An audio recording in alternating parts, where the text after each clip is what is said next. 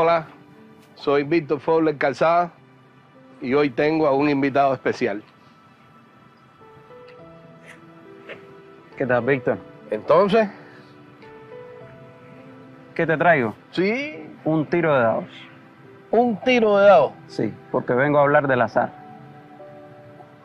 Bueno, eso es un verdadero enigma, un misterio. El 22 de diciembre del 75, y fíjate qué curioso, un aniversario de aquel famoso discurso cuando termina la campaña de alfabetización, Fidel clausura el primer congreso del Partido Comunista.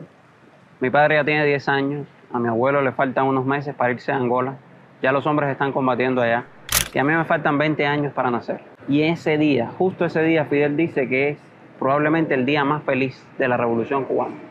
En ese día todo parecía que iba a perdurar y durar para siempre. Y la primera pregunta que se hace Fidel en ese discurso, en ese momento, es, bueno, ¿quiénes son el partido? ¿Quién es el comité central que se acaba de elegir? Y comienza una larga disertación sobre principalmente el mérito. ¿Qué mérito entre tanta gente abnegada, entre tanta gente trabajadora, entre tanto héroe anónimo de la zafra, de la educación, del internacionalismo, hace que unos hombres dirijan a otros dentro del comité central? Ni siquiera habla de un mérito histórico que sí menciona, ¿no? De la generación que llevaba años luchando y de aquella que finalmente triunfó en el 59, de los que después de los 60 comenzaron una nueva lucha por la liberación y de aquellos que hoy asumen esas responsabilidades. Él está hablando incluso de un mérito que es a veces más abstracto y más concreto. El único mérito que reconoce de todas esas generaciones, incluso de las vivas, pero también de las muertas, es el mérito que el azar y la historia les han dado. Colocarlos ahí, y se hace la pregunta sobre todo cuando se habla de la selección de aquellos que han sido elegidos para el Comité Central e incluso de sí mismo. ¿Qué mérito puede tener él? Y él entonces dice algo que nos parece fascinante incluso. ¿Qué es él mismo, Fidel Castro, comparado con Mella, con Martí, con tantas generaciones de cubanos? El único mérito que se reconoce él y que puede reconocerse a otros tantos que están ahí es que el azar y la historia los han colocado en ese lugar. Entonces, tú estás en una posición, ya no si eres Fidel, sino si eres cualquiera de los miembros del Comité Central. Uno, podrías no haber estado. Y dos, tranquilamente pudieron o tal vez debieron haber estado otros que tenían muchos más méritos que tú. Eso crea una especie de obligación moral con respecto a esas personas, crea una especie de ejercicio de humildad con respecto a ti mismo, a quien tú puedes creer que eres. En verdad lo que eso lleva a pensar al final, que todas esas personas que están en el Comité Central resultarían o resultan mucho más auténticos en tanto más se comprendan a sí mismos como entes de servicio, al servicio de un pueblo, al servicio de una idea, al servicio de un proyecto y al servicio de una memoria. De hecho, es la mística lo que sostiene a esos hombres en conexión con ese pasado. Porque no solamente el azar y la historia los ha colocado ahí, sino que los puede hacer desaparecer en cualquier momento. A pesar de esos grandes méritos, ellos no pudieron estar en ese lugar. E incluso los hombres que están ahí ahora, y el mismo Fidel lo reconoce, pueden desaparecer en cualquier momento. Un accidente automovilístico, un asesinato de la CIA, un dolor de estómago. Hubo momentos en los cuales eso era terrible, porque la revolución dependía de las decisiones correctas y de la vida de un grupo muy pequeño de hombres. Un tiempo crítico, como lo llama él, donde si moría Fidel, si moría Raúl, si moría el Che, si moría cualquiera de los dirigentes de la revolución podía incluso no suceder. Hay una fragilidad inherente a ese momento, en el cual el azar no solo actúa para que estén ahí, sino que el azar puede actuar perfectamente para que incluso algo como la revolución pueda no suceder. Y eso nos coloca ante una perspectiva paradójica. En ese mismo día, en ese día que todo parece que durará para siempre y que todo parece que ha triunfado, Fidel recuerda entonces que la revolución siempre se encuentra frente a la catástrofe de su propia desaparición. Lo cual me hace pensar en una dialéctica entre vanguardia y población. Para no decirle, en los términos del marxismo tradicional diríamos vanguardia masa, pero podríamos decir vanguardia población. O sea, ese es un discurso que uno no lo acostumbra a pensar en esos términos. Sí.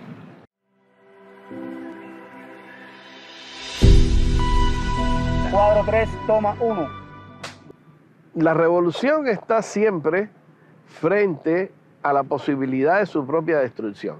Ahora, los individuos que dirigen las revoluciones y que las hacen están siempre frente a la posibilidad de su desaparición en términos físicos, pero hay otra variante. O sea, está siempre frente a la posibilidad de una degradación de ti mismo. Este hilo frágil se sostiene sobre la base de la continua renovación del por qué tú estás ahí.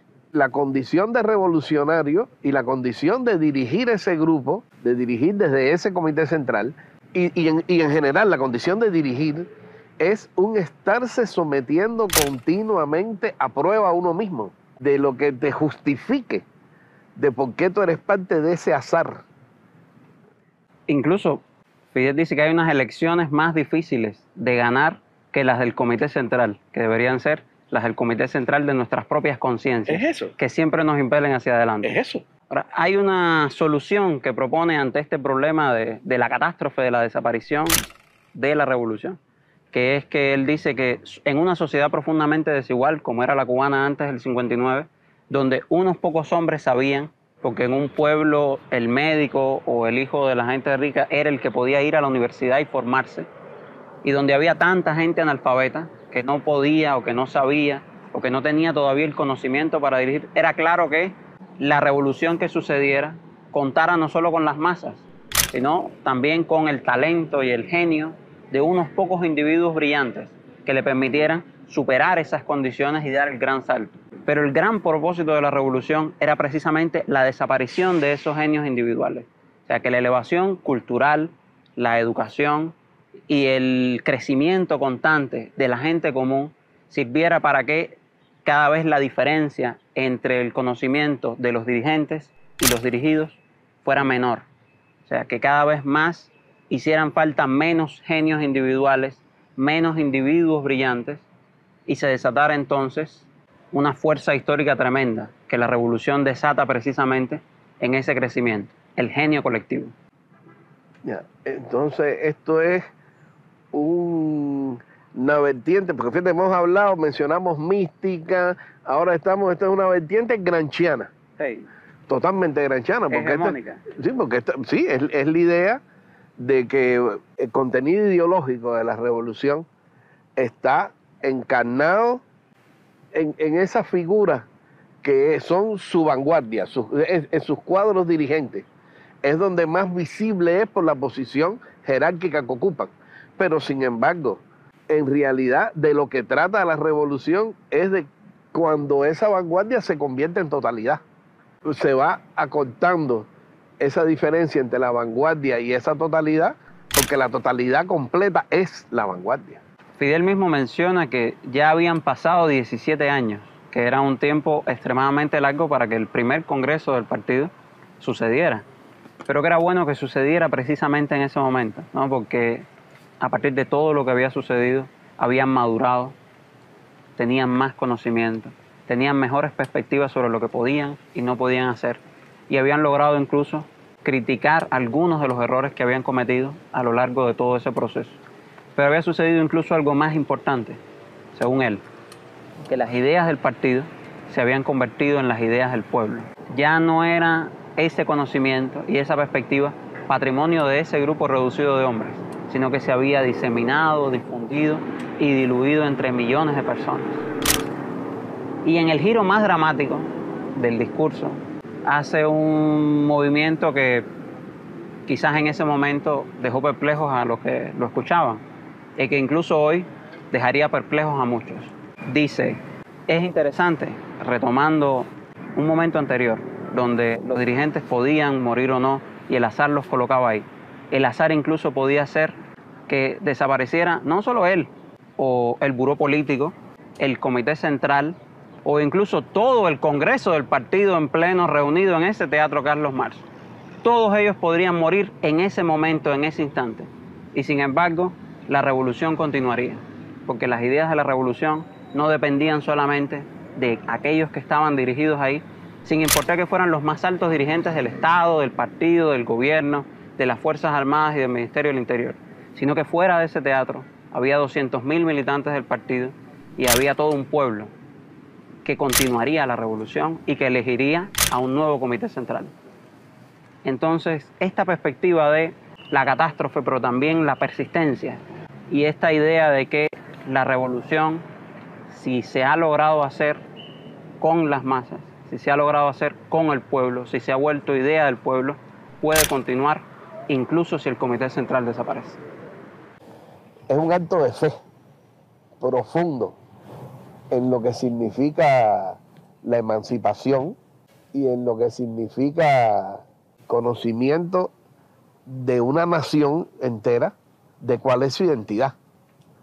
Porque aquí hay una mezcla donde está la identidad, está la soberanía, está la noción de futuro, todo está mezclado ahí en ese espectacular acto de fe. Que cuando uno sigue las ramificaciones del pensamiento de Fidel se da cuenta que se extiende al universo de la ciencia, al universo de la cultura, de la educación, de lo que en definitiva al universo del trabajo, porque esto que estás viendo aquí en el núcleo político del cambio, que es el gran nivel de dirección del partido, está igual refractándose en todos los lugares de la vida nacional, porque de lo que se trata es auténticamente de construir un nuevo sujeto, el sujeto de la revolución. El socialismo, si no es una gran revolución cultural, simplemente no puede ser. Y no es solamente, y esto él lo repetirá en un discurso en el 35 aniversario de la Juventud Comunista en el año 97, la revolución no es solamente los edificios, las cosas que construye, las cosas que deja, sino incluso esta nueva capacidad. Sin embargo, debemos desconfiar del relato que hace Fidel en este discurso, de las etapas que establece y de la diferencia entre un tiempo crítico y un tiempo en el cual la elevación cultural permitirá crecer y extender la obra perdurable en el tiempo. Realmente, utilizando una astucia, una argucia de la razón, él coloca como consecutivos elementos que realmente para él siempre fueron paralelos. La elevación cultural nunca dejó de ser prioridad, ni siquiera en los momentos más críticos. Y pienso, por ejemplo, que el año 61 es el año de Girón y de la campaña de alfabetización, sino que el tiempo de la revolución siempre es un tiempo crítico. La época crítica que se abre, por ejemplo, en la que nací yo, 20 años después de este discurso, no podía preverse en el año 75, en el cual parecía que el mundo socialista al que pertenecíamos iba a convertirse en el futuro al cual debíamos aspirar y al que llegaríamos en algún momento. Cuando ese futuro desapareció, cuando ese mundo colapsó a partir de sus propias contradicciones y nos dejó absolutamente solos, supimos entonces que también estábamos en un tiempo crítico. Pero incluso antes, cada decisión y cada momento fue crítico, porque Fidel entendió en ese momento, como entendió siempre, que en revolución cualquier victoria es temporal, pero toda derrota puede ser definitiva. La revolución, como dije antes, siempre se encuentra ante la catástrofe de su propia desaparición. Y eso debe impeler, como siempre movió a Fidel, a pensar el sentido del momento histórico era el elemento más importante de cualquier concepto de revolución. Sentido del momento histórico que implicaba no solamente estar en el tiempo correcto que te había colocado el azar en la historia, sino tomar la decisión correcta y entender sobre todo que la decisión correcta podía convertir a la revolución en una derrota. O sea, entender la fragilidad de la revolución. Esa idea de estar en el momento histórico, saber que se está, pero para estar en el momento histórico hay que saber que se está en el momento, hay un saber detrás. O sea, eso implica una autoconciencia, un acto de análisis, un conocimiento, un juicio sobre la época y sobre el uno mismo y sobre la responsabilidad que uno tiene con aquello en lo que está inserto a lo que le llaman la revolución. Tiene también como consecuencia el que en realidad la revolución es la multiplicación de sus reconstrucciones. O sea, la revolución necesita ser reconstruida diariamente y en diferentes contextos. Esa es otra consecuencia de ese pensamiento fidelista. Eso también impone una manera distinta de pensar el tiempo de la revolución. O sea, normalmente se piensa que hay una sola línea que se traza desde el triunfo hasta hoy. Sin embargo, si lo tomamos como una serie de decisiones, como una serie de momentos, como distintos momentos históricos, cada uno enlazado con el otro, donde cada victoria solamente lo único que hizo fue preparar el terreno para una nueva decisión y una nueva victoria, donde muchos segmentos generan una gran secuencia. La revolución en cada uno de esos momentos se reconstruye y vuelve a triunfar. Nunca triunfa realmente o definitivamente, sino que siempre disputa. Nunca está totalmente terminada. Es, como diría Fidel en su última intervención pública en el 7º Congreso del Partido, una marcha indetenible. O sea, un camino que no cesa. Claro, es un camino que no debe cesar. Y por eso, en el año 2000, en aquel famosísimo concepto de revolución, comienza precisamente ahí. Revolución es sentido del momento histórico, un conocimiento de la época que nos coloca en el terreno del azar, pero también en el terreno del conocimiento de la historia, que nos hace sujetos conscientes. En ese mismo discurso del 75, 20 años antes de que yo naciera y mucho tiempo antes de este día, quizá lo definía todo con una frase que podemos repetir hoy. Hoy somos libres y por eso somos dueños absolutos de nuestro destino. Por eso podemos construir nuestro futuro. Llegaremos hasta donde podamos llegar, hasta donde nuestra propia capacidad nos llegue. Es verdad que existe el azar, ¿no? Y que la historia al final puede ser un tiro de dados, pero con la convicción absoluta y esa fe incluso secular que es la revolución, podemos continuar construyendo un destino que sabemos que será enteramente nuestro, donde lo decisivo seremos nosotros mismos y nuestra capacidad de tomar la decisión correcta en el momento correcto para evitar la derrota o convertirla en victoria y seguir ganando.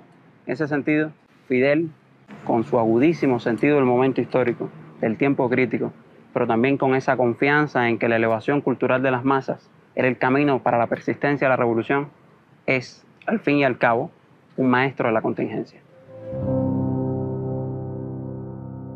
Ese es un excelente final y un lindo elogio para un guerrillero, porque es el cerebro de un teórico, místico y profundamente pragmático, como un guerrillero. O sea, todo está mezclado en esa figura. Excelente. Muchísimas gracias. No, gracias a ti, Víctor. Bueno, compadre. Nos veremos. Seguiremos conversando. Vamos. Pues oye, yo te decía, los 80. Y Fukuyama era eso. Fukuyama le tocó encarnar ese nombre. Pero para decirte la verdad,